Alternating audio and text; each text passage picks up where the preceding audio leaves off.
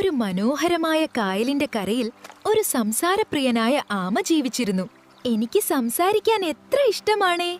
അയ്യോ, പുതിയ സുഹൃത്തുക്കളോ? സ്വാഗതം. നീ വളരെ സംസാരപ്രിയനാണെന്ന് തോന്നുന്നു. നമുക്ക് സുഹൃത്തുക്കളാകാം.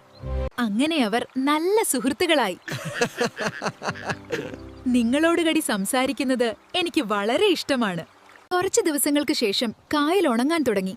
ഇങ്ങനെ പോയാൽ ഞാൻ എന്തു ചെയ്യും? ഞങ്ങൾ മറ്റൊരു കായലിലേക്ക് പോവുകയാണ്. ഈ വടി പിടിച്ചാൽ ഞങ്ങൾ നിന്നെ കൊണ്ടുപോകാം. പക്ഷേ വായ തുറക്കരുത്. ഞാൻ സംസാരിക്കില്ല. അങ്ങനെ അവർ ആകാശത്തേക്ക് പറന്നു.